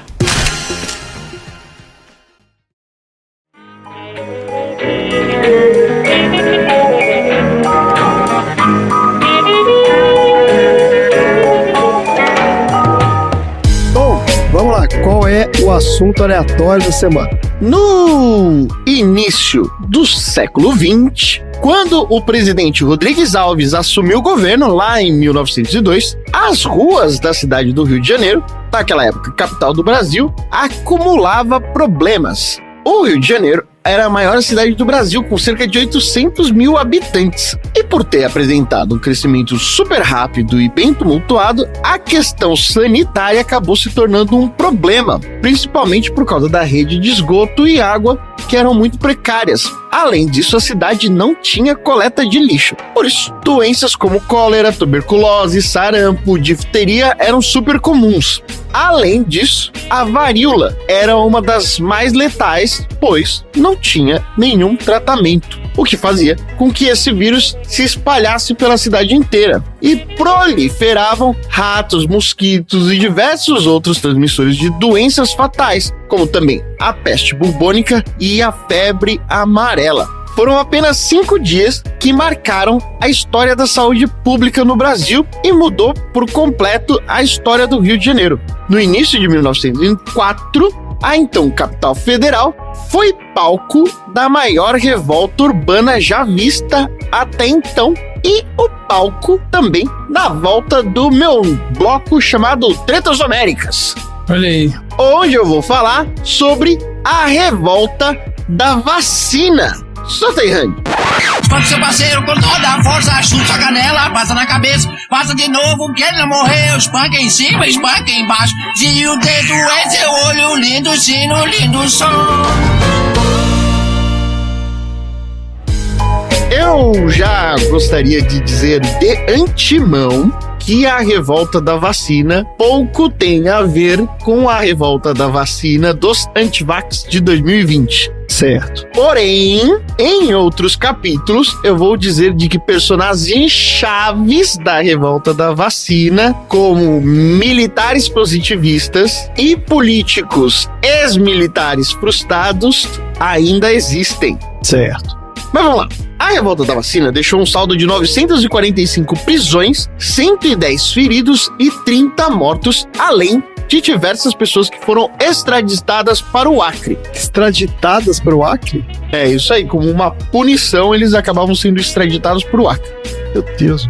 Segundo o Centro Cultural do Ministério da Saúde, o estopim foi uma rebelião popular, que era uma lei que determinava a obrigatoriedade da vacinação contra a varíola. Porém, na verdade, essa lei da obrigatoriedade da vacinação foi apenas a gota d'água de uma série de complexos e polêmicos panoramas sociais e políticos que aconteciam naquela época e que a gente vai falar um pouquinho mais agora. Por exemplo, em 1902, o país tinha abolido a escravidão e acabado de adotar o regime republicano não fazia nem 15 anos. Ainda assim, já haviam grupos descontentes com os rumos políticos e sociais do governo. Por exemplo, os monarquistas que perderam seus títulos, parte do exército que não aprovava a existência de uma república oligárquica e também os ex-escravos que sofriam com a falta de política pública e que não conseguia ter emprego e acabavam vivendo em diversos cortiços insalubres espalhados pelo centro da capital do país. O Rio de Janeiro, naquela época, tinha um aspecto bastante colonial e o porto era muito ultrapassado, o que impedia com que o comércio fluísse de maneira correta, principalmente a exportação e os problemas logísticos que tinha da revenda com o café. A população pobre do Rio de Janeiro estava super concentrada na região central e era composta principalmente dos ex-escravos, como eu já tinha dito. Só que essa concentração, para alguns burgueses, não causava uma boa impressão aos investidores estrangeiros. E as doenças da capital acabavam fazendo com que imigrantes europeus intitulassem o Brasil como túmulo dos estrangeiros.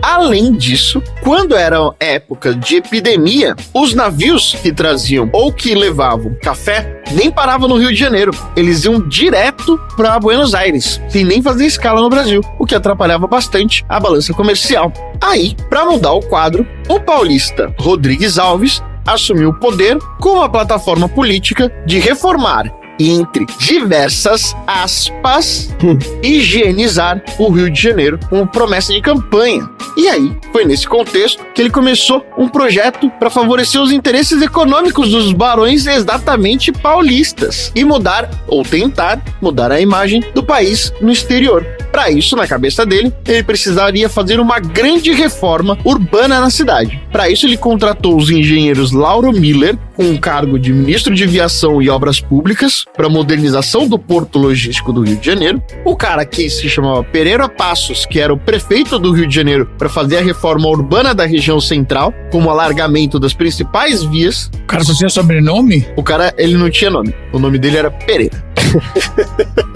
Pereira Passos. Beleza, hein? E os médico Oswaldo Cruz, com o cargo de diretor-geral de saúde pública para o combate às epidemias. Esse cara foi formado no Instituto Pasteur, na França, e em pouco tempo o Oswaldinho conseguiu controlar a febre amarela na cidade por meio da limpeza dos focos dos mosquitos. Quais? O nosso querido Aedes aegypti. Olha aí.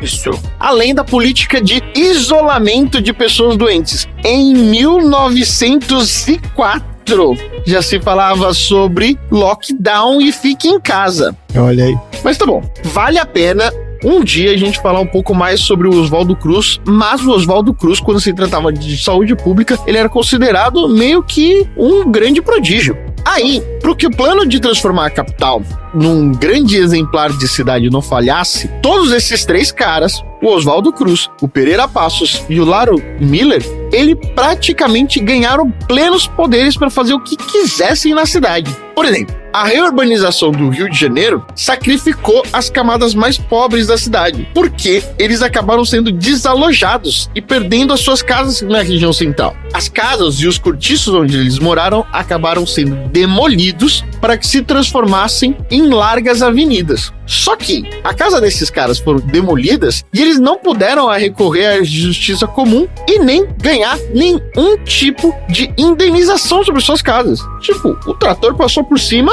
e a população pobre que se foda. Caraca, e é isso mesmo, se vira. Foda-se, né? Então eles que lotavam cortiços ficaram sem onde morar. Parte deles se instalaram nos morros e foi a partir daí o começo da população alojada em morros, também conhecida como favelas. Só que, quando isso acontecia, eles tinham ainda menos acesso à saúde pública e o lugar onde eles moravam era ainda menos salubre, além de serem muito mais longe de onde eles trabalhavam. Para piorar, a casa onde essas pessoas moravam acabaram sendo invadidas pelos agentes de saúde que caçavam larvas dos mosquitos transmissores da febre amarela. Com o resultado de todas essas demolições, os aluguéis na região central acabaram subindo bastante de preço, fazendo com que a população do Rio de Janeiro como um todo, dessa vez, ficasse super putaça da cara. O projeto de urbanização do governo começou a largar as ruas da cidade, exemplo do que tinha sido feito em Paris. Boa parte daquilo que eram os cortiços da região central acabaram sendo destruídos e a população foi removida das suas moradias e começou ali um projeto de favelização, certo?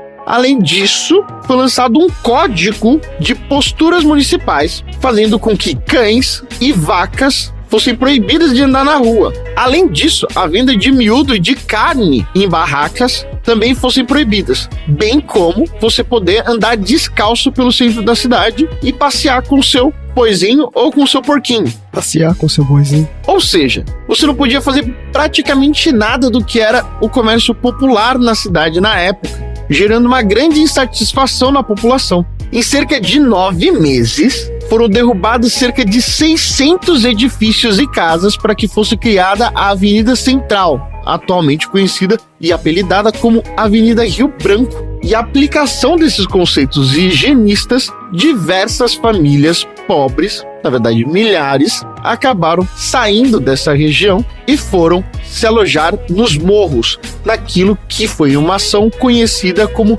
Bota abaixo na criação da região periférica do Rio de Janeiro. Falando sobre a parte da saúde pública, além do layout geográfico da cidade ser cada vez mais modificada, as ruas também foram divididas em distritos sanitários, com delegacias de saúde que abasteciam ou eram responsáveis pela saúde pública de determinadas regiões. Aí, a estratégia que tinha sido usada contra a varíola por meio da vacinação obrigatória acabou errando, principalmente nos aspectos da comunicação. Por quê? O Oswaldo Cruz ficava escrevendo uma série de tratados, artigos de jornal, metia texto de cunho acadêmico e científico por tudo quanto é canto, contando, no final das contas, como uma vacina funcionava e como eram os efeitos positivos de saúde pública por meio da vacinação, certo?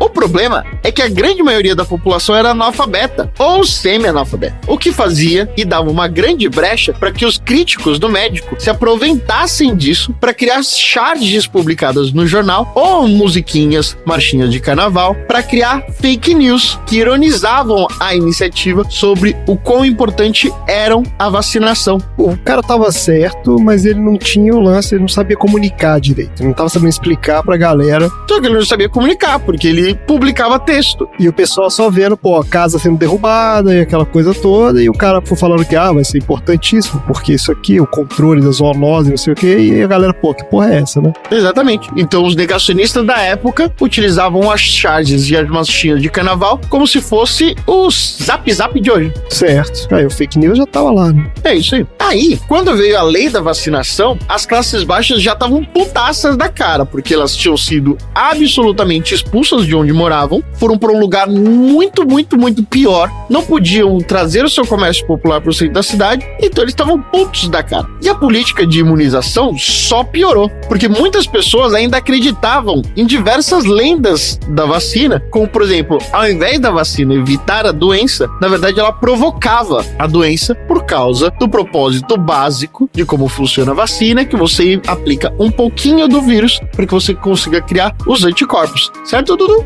Certíssimo. Uma das maneiras de fazer vacina, né? Além disso, esse foi bem interessante. O fato de você ter que colocar o seu braço para fora pro vacinador fazer a aplicação mudava muito e abalava real a moral da galera no início do século XX. Isso porque todo mundo ficava muito vestido.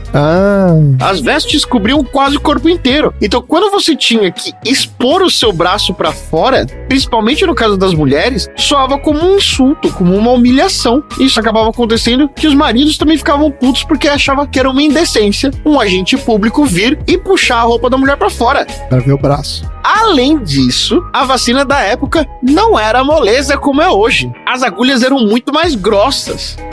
E quando o processo da vacinação era à força, com a musculatura enrijecida, não era impossível de que a pessoa chegasse a sair com cerca de 3 a 5 buracos no braço para poder tomar a vacina. Nossa. O cara ficava lutando pra tomar vacina, bicho, tomava várias furadas. De uma agulha que devia ser um cano, né? Ou seja, o processo de vacinação era muito mais doloroso do que é hoje. Dudu, oi. Pergunta rápida aqui já nesse assunto. O que aconteceu com aquelas pistolinhas de dar vacina que a galera não tá usando mais? Não sei. Sumiu, né? Foi só pra um negócio bem específico, aquelas pistolinhas. Engraçado. Que pistolinha, cara? Eu não lembro disso. Teve alguma vacina aí há muitos anos, obviamente, mas que teve uma campanha de vacinação dessa que era uma pistolinha, que o cara vinha e dava... Tem gente que tem até a marca até hoje. Eu não tenho, não. Você nem sentia nada, assim, era um troço mega delicado. Eu não lembro qual vacina que era também, mas enfim. Também não. Pois bem, e aí a revolta da vacina iniciou-se após a outorga da lei da obrigatoriedade da vacina. Olha só, a pistola de ar comprimido, ela não pode mais ser usada porque ela transmitia doença de uma pessoa para outra, como hepatite. Caraca, bicho, eu achando que era um negócio mega avançado. Parecia um negócio inovador, né? Não é? Tá bom. E aí, a revolta da vacina iniciou a partir do dia 10 de novembro de 1904, após a lei de outorga da obrigatoriedade da vacina. A revolta durou 5 dias, durante 24 horas, nas ruas da capital. Bondes foram atacados, foi um converscote, foi desinteligência, aí o pau torou. Os manifestantes também acabaram rompendo fiações elétricas, criaram barricadas, derrubaram árvore, apedrejaram tudo que via pela frente. Essa lei que determinava a obrigatoriedade da imunização acabou sendo revogada no dia 16 de novembro, quando também havia sido decretado o estado de sítio no Rio de Janeiro. Mas assim, esse estado de sítio no Rio de Janeiro a gente pode falar outro dia, porque tenentes coronéis e outros políticos ressentidos tentaram dar um golpe.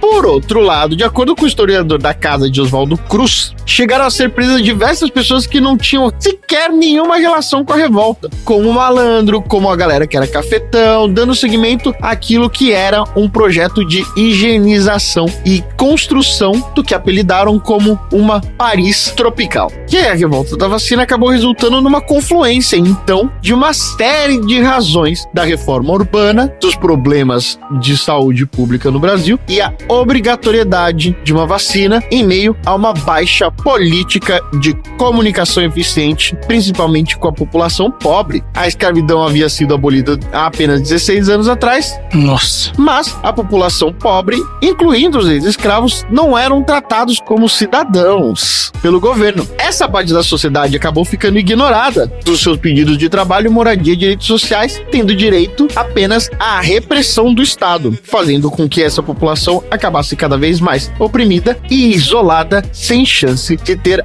acesso a direitos básicos. Assim, a revolta da vacina acabou se tornando o coroamento, ou o ápice, na época, de um grande processo de violência movido contra as camadas mais pobres da população carioca. Com isso, a expulsão de um número grande de pessoas da região central e a crise sanitária acabou se tornando um pretexto e a principal causa de uma série de desigualdades sociais que permeiam geograficamente até hoje na cidade maravilhosa. É esse meu tema. Aí, né? As cagadas, elas vão se repetindo ao longo da história, né? É isso que vai acontecendo frequentemente. Maravilha, então. Bora pro próximo assunto aleatório. Vai. Bora.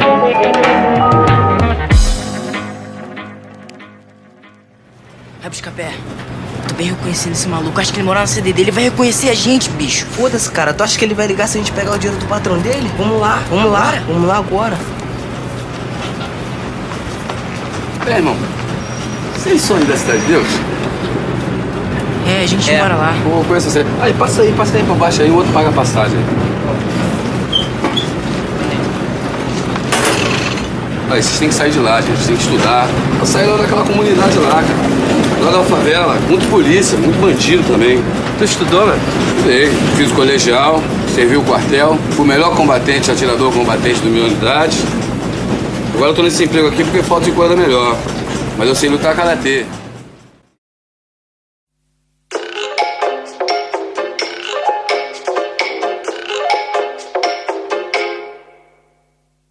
Vamos lá, Marina, qual é o assunto aleatório da semana? Vamos lá.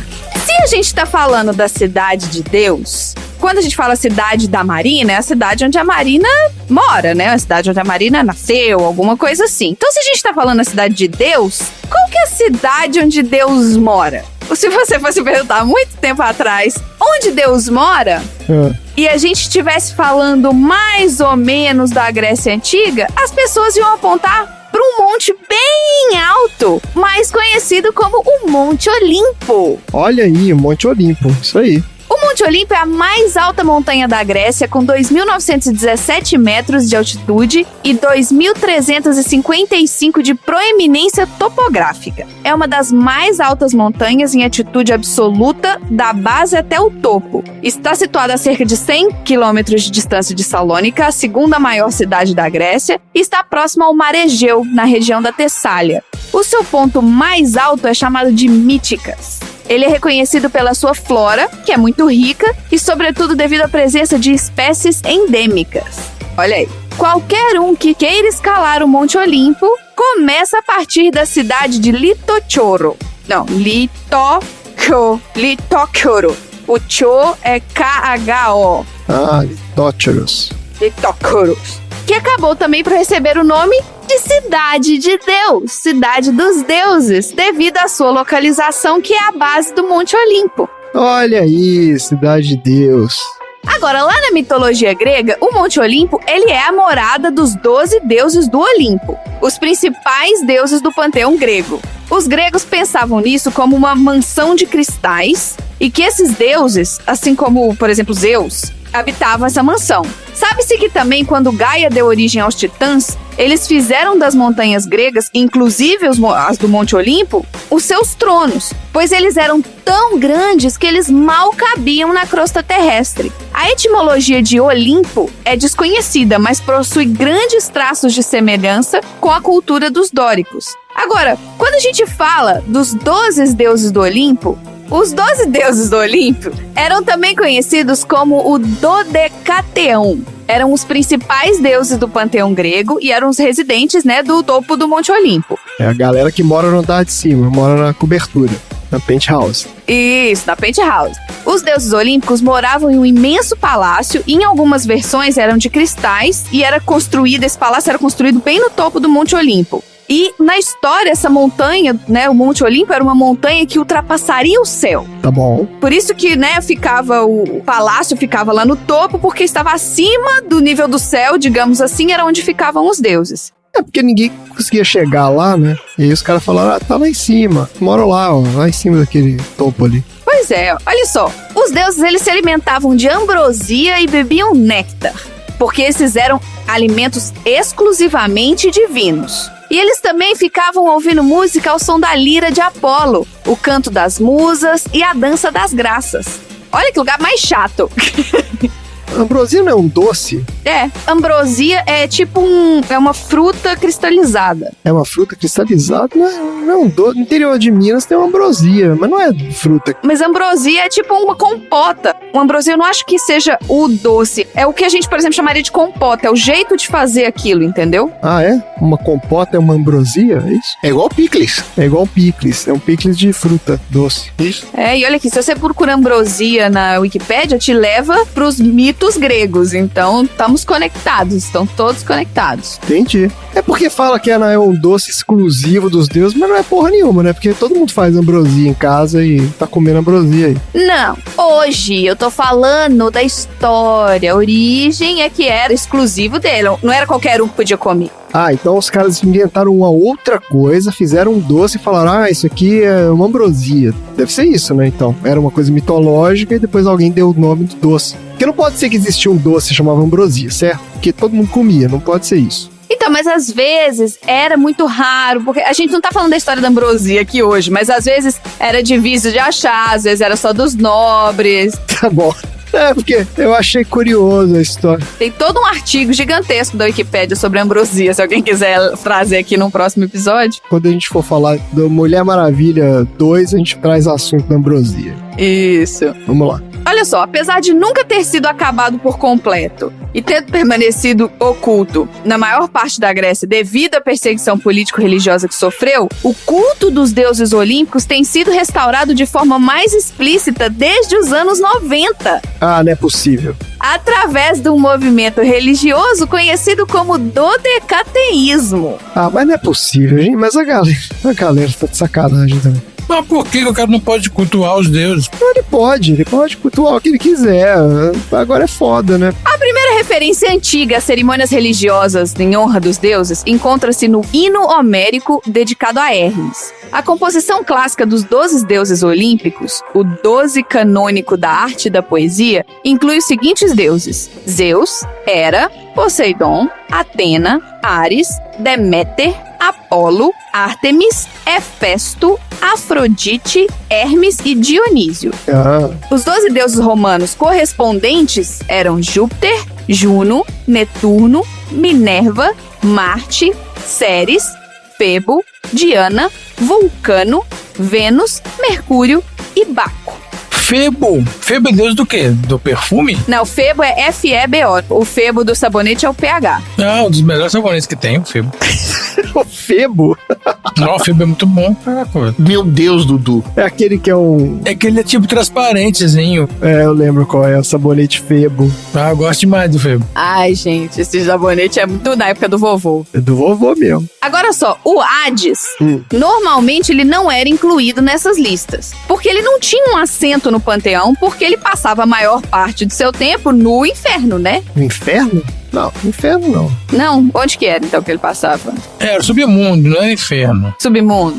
O Hades era meio que o pós-vida deles, era um negócio assim. No pós-vida. Eu tô pensando aqui no Hades do desenho do Hércules. Eu também, eu só consigo pensar nele com aquele brilhinho azul, foguinho.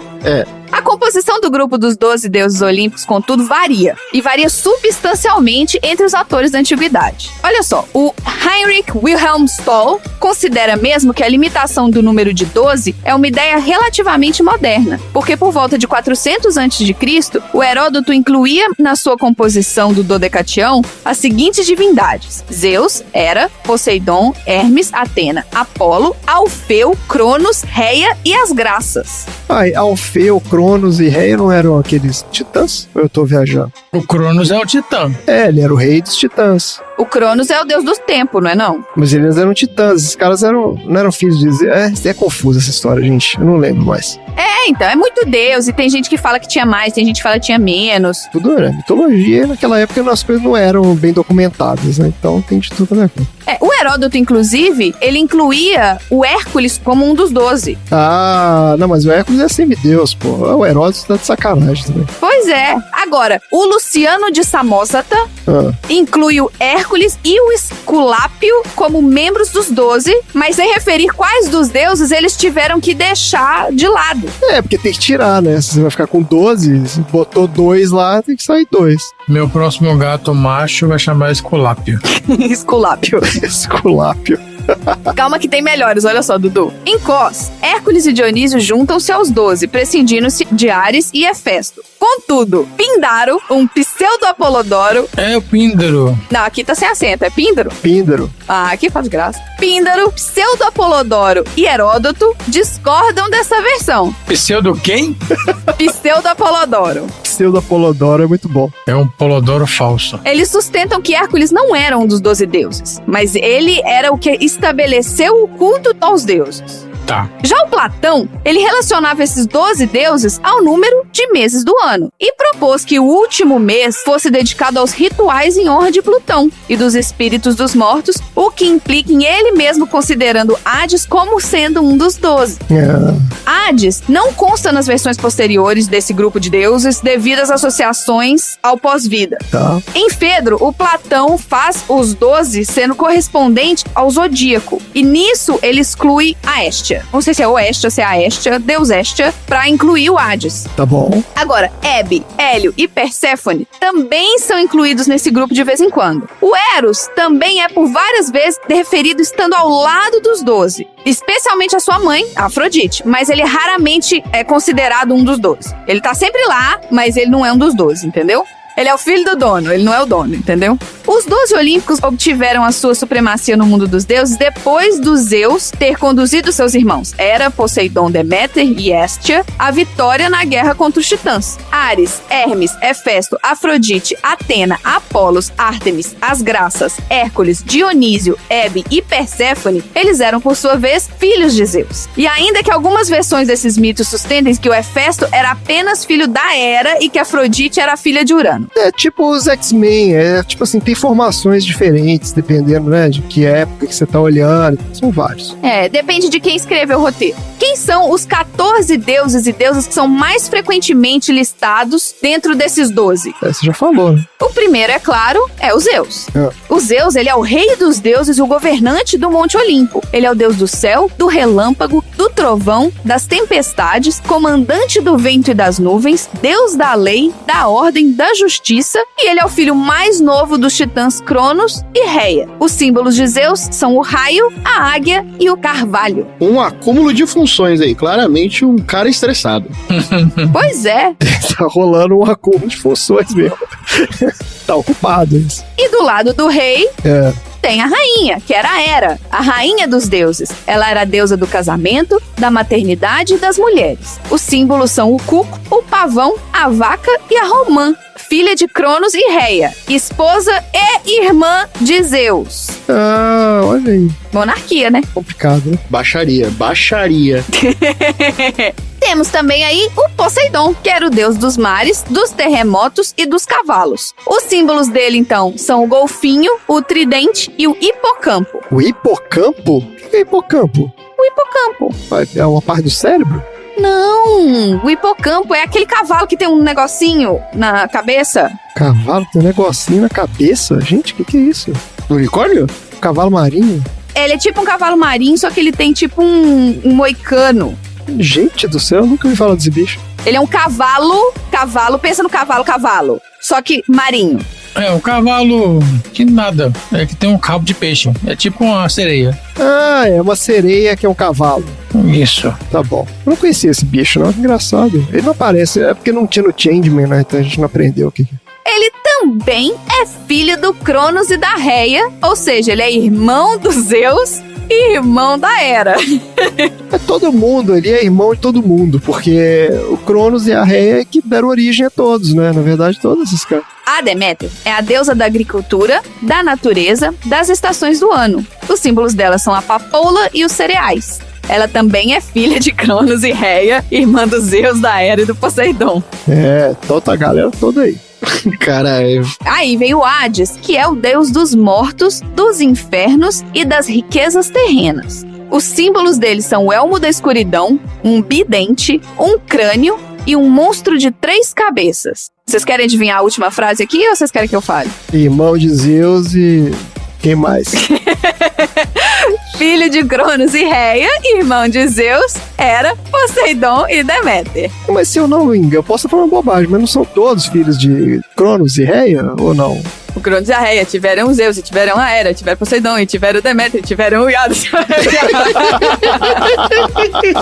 A Hestia é a deusa virgem do lar e da lareira. O símbolo dela é a lareira, e ela também é filha de Cronos, de Reia, irmã de Zeus, Hades, Hera, Poseidon e Deméter. Imagina o Natal dessa família, que inferno. Que inferno. Tá por ordem de nascimento, é isso? Não sei. Esses que eu falei agora, esses 6, eles são a primeira geração dos deuses. Isso, que são os filhos dos titãs lá, do Cronos e da Reia, todo mundo. A segunda geração, aí vem a Afrodite. A Afrodite, que é a deusa do amor, da beleza e da sexualidade, ela é filha do Urano e da Thalassa. É. Os símbolos são a pomba e o espelho, né? Vaidade, ok. Aí vem o Apolo, que é o deus do sol, da cura, da peste, das artes, da profecia e do tiro com arco. Ah, mas aí tem um conflito de interesse aí, né? Porque se o cara ele é deus da cura e da peste ao mesmo tempo... Não, e a mulher, ela é a deusa do amor, da beleza e da sexualidade. Não, mas aí tudo bem. E o homem, ele é o deus da cura, da peste, da arte, da profecia, do tiro... Vai tomar no cu! Do tiro com arco. É. Os símbolos dele são a lira e o arco. E ele é irmão gêmeo da Ártemis. Ele é filho de Zeus com Leto. Você fez um assunto aleatório uma vez também, não fez? Ela fez o parto dela mesma, não tem um negócio assim? Teve um negócio assim. Sim, ela é a deusa virgem da caça, floresta, vida selvagem, deusa da lua e protetora das meninas. Os símbolos dela são o veado e o arco, a gente falou disso aqui. É. Ela é irmã gêmea de Apolo, também filha de Zeus e Leto. Aí vem o Ares, que é o deus da guerra. Símbolos incluem o javali e a lança. Ele é filho de Zeus com a Hera. Tem a Atena, que é a deusa da sabedoria, ofícios e estratégia militar. Os símbolos são a oliveira e o mocho. Ela é filha de Zeus e, de acordo com algumas tradições, é filha de Zeus com Metis. Tá bom. Ou seja, é da fofoca, ninguém sabe quem é a mãe. É, eu ouvi dizer que é. O Dionísio é o deus do vinho, das festas e do êxtase. O seu símbolo é a pantera e a videira. Do êxtase? Da droga? Não, não é do êxtase, não, é do êxtase. De estar extasiado. Ah, não. Ele é filho de Zeus com a mortal Semele. Então já encerramos aí 12, mas a gente tava falando dos 14 que estão sempre variando nessa lista dos 12, né? Estão sempre ali, a formação original. Exato, tem o Hefesto, que é o ferreiro dos deuses. Ele é deus do fogo e da metalurgia. Filho de Zeus e Hera, ou de acordo com algumas tradições, ele era filho só da Hera. Ninguém sabe. Complicado. E por último, Hermes, mensageiro dos deuses, deus do comércio e dos ladrões. Os seus símbolos são o caduceu e as botas com asas, e ele é filho de Zeus e da ninfa Maia. Tá ótimo. E esse é o meu assunto aleatório pra jogar o clima lá no alto, porque todos os meus assuntos estavam sendo gongados, que eram bad vibes. Tá ótimo. Tava muito mortífero o meu assunto. Tá ótimo, uma boa variada. Então, não tivemos Bad Vibes Cast hoje. É. Isso. Excelente, adoramos conhecer então aí a genealogia dos Deuses do Olimpo, olha aí. Isso aí. Maravilha, gente. Excelente. Então vamos lá. Aprendizados da semana. Eu aprendi que o meu próximo gato vai chamar Esculápio. Esculápio. Tá ótimo. Eu aprendi que a galinha bota ovo azul. Olha aí. Uma galinha específica. É uma raça que coloca ovo azul. Eu aprendi que não é de hoje que a gente tá tendo que fazer lockdown e que tá tendo que usar vacinas para combater epidemias. Enfim, gente, é deprimente ouvir que 100 anos depois a gente tá no mesmo ciclo. É triste demais. Brincadeira, né? Acontece. Eu aprendi uma coisa interessante. Eu já aprendi que o tiranossauro era uma galinha gigante. Eu não sabia disso. Uma galinha enorme com dentes. Eu também aprendi que o peru é uma galinha. Também. É isso mesmo. Tá certo. Então é isso, gente. Chega por hoje. Fala tchau. Tchau.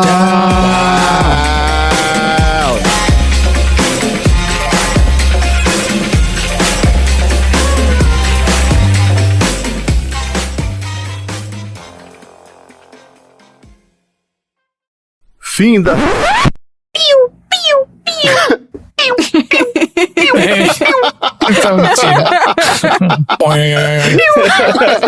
Melhor.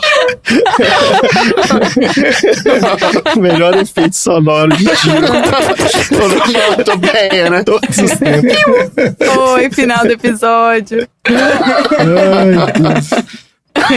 Assim fica fácil demais pro range, gente. Vocês já deixam o troço gravado por aí. Ah, não, pelo amor de Deus, isso aí não. Chega. Para com isso.